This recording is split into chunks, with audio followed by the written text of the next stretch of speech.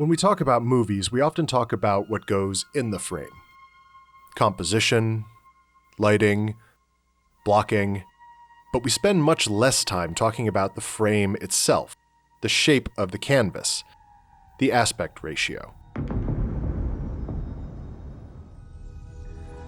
The ratio between the frame's width and its height determines the shape of the film, represented with a pair of numbers. This film was shot in 1.85 to 1. The frame's width is 1.85 times the height. Most movies you see in theaters today use either this ratio or this one. This film was shot in 2.39 to 1, meaning the width of the frame is 2.39 times the height. Most modern television uses 1.78 to 1, also known as 16 by 9. But when movies were getting started, they looked more like this, 1.33 to 1, or 4 by 3. For a time, this was just what movies looked like, because 1.33 was the aspect ratio of the first mass-produced motion picture film stock. With the advent of synced sound, the ratio changed slightly to accommodate the sound information now printed onto the film strip. This new ratio of 1.37 to 1 was officially adopted by the Academy of Motion Picture Arts and Sciences in 1932, creating the Academy Standard Ratio that endured unchallenged until the 1950s. But then came television, and suddenly people stopped going to the movies. Hollywood was desperate to get people back out of their homes and into theaters. They tried not only wider pictures, but also PR stunts, adding the sense of smell, multi-channel sound, which actually did catch on, but that's a subject for another video, and of course, 3D. But while widescreen may have started as a gimmick, it eventually became standard practice, with most of Hollywood's output coming in one wide format or another. There was Cinerama, a finicky 3-camera, 3-projector system with an aspect ratio of 2.59 to 1 that was used to shoot only 2 feature films. Metro-Goldwyn-Mayer's MGM65, with its ultra-super-duper wide 2.76 to 1 ratio, was used on several epics, most famously Ben-Hur. There was also the Todd Ayo 2.2 to 1 70mm format, used in a number of musicals and epic period pieces. This one's my personal favorite, by the way, mostly because of this movie. There were a number of other formats and ratios, but only 2 really stuck.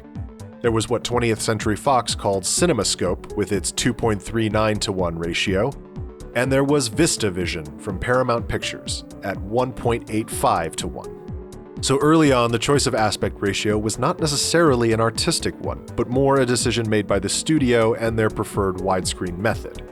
But over time, filmmakers got to make the choice, freeing them to choose the shape of their canvas based on the content contained within it. With the advent of digital cinematography and editing, the choice is easier than ever. So why choose one aspect ratio over another? Take a look at this shot. What does it make you feel? How about this one? When a filmmaker chooses their film's ratio, they make a decision about how they want to present the world of the film and the people living inside it. Is the world large or small? Are the characters close? Are they trapped? Distant? Are we meant to empathize with the characters or villainize them? Filmmakers use the shape of the frame to comment on the characters, their relationships to each other, and to the world around them. A taller frame makes characters large in medium shots and close-ups. The focus is on the faces. This is particularly effective in more intimate stories where facial expressions are just as important as dialogue or action. It also gives comedy a larger stage. By contrast, wider frames create distance. In a medium or close-up, there's more negative space, more emptiness. Characters are set farther apart. This can create a larger sense of scale or scope, but it can also alienate and confine. Some filmmakers stick to one aspect ratio for pretty much everything, but others change it up depending on the needs of the story.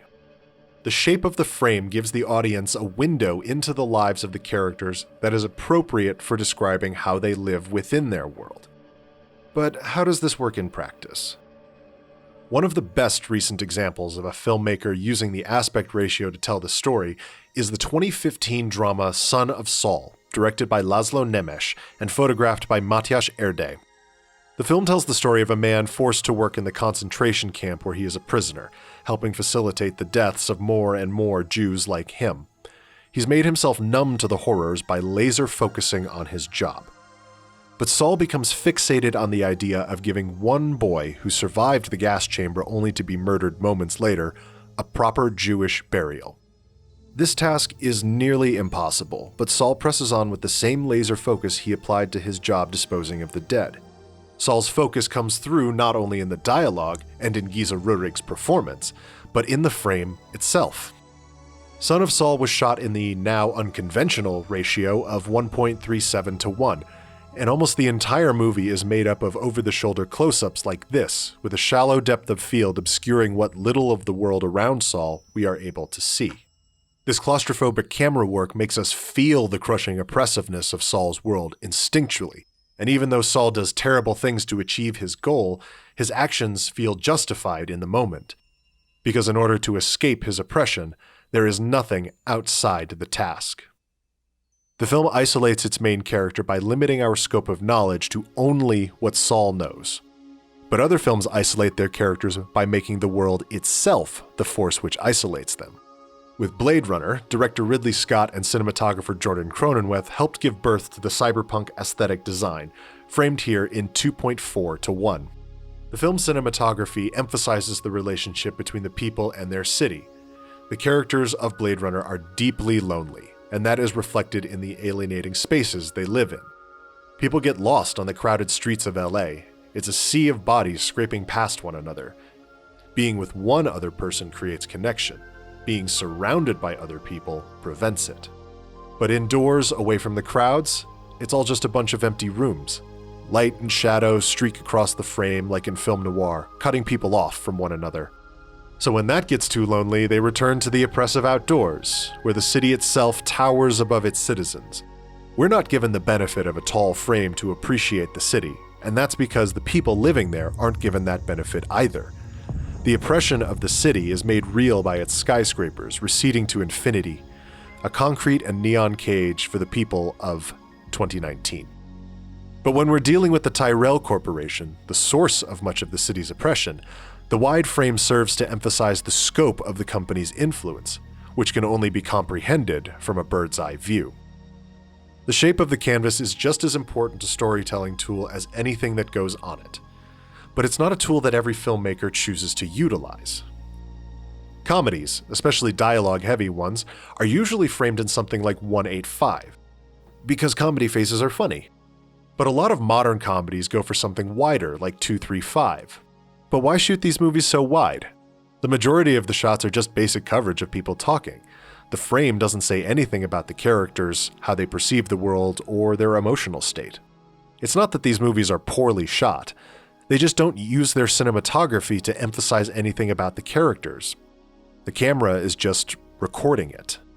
It takes more than just a couple of black bars at the top and bottom of the screen to make a movie feel cinematic.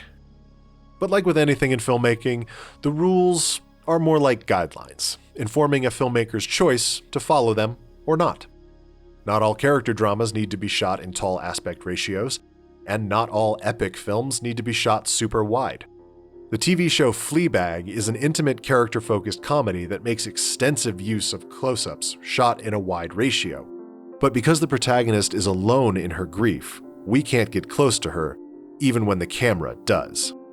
And a taller ratio can box a character in, or make them absolutely tiny, used to great effect in the masterworks of Paranoia, Seconds, and The Conversation. Oh, and if you want to just ignore the edge of the frame, that's cool too. There's one particular form of breaking the rules that deserves special attention: movies that use multiple aspect ratios. The story of the Grand Budapest Hotel jumps around in time, and each era was shot in a period-appropriate ratio. The 1930s scenes are shot in Academy Standard. The 1980s scenes use 1.85, and for the 1960s, the era of CinemaScope, 2.39 is used. By default, Christopher Nolan shoots his movies at 2.39, but the frame opens up for the sequences shot with IMAX cameras. In IMAX theaters, these sequences would be projected at the film's native ratio, 1.45 to 1. On home video and digital releases, these scenes just fill the 1.78 to 1 of your TV. This makes the action sequences feel huge in relation to the rest of the movie. And the 2017 film It Comes at Night pulls an especially cool trick by slowly compressing the height of the frame along with the building tension, making the world feel subconsciously more claustrophobic as the film goes on. By the end, it's a full 3:1 ratio. These are just some of the films that make deliberate use of their aspect ratios as part of the storytelling. In these films, the frame itself has meaning. Painters choose the size and shape of their canvas, and so it is with film. There are films made for giant multiplexes, or for the living room, or even your phone. It may not be the most fun or visually interesting tool in the filmmaker's kit, but the aspect ratio is an important part of how the audience understands the story of a film. Choosing an aspect ratio is one of the first visual decisions a filmmaker has to make before production, or even pre-production, begins.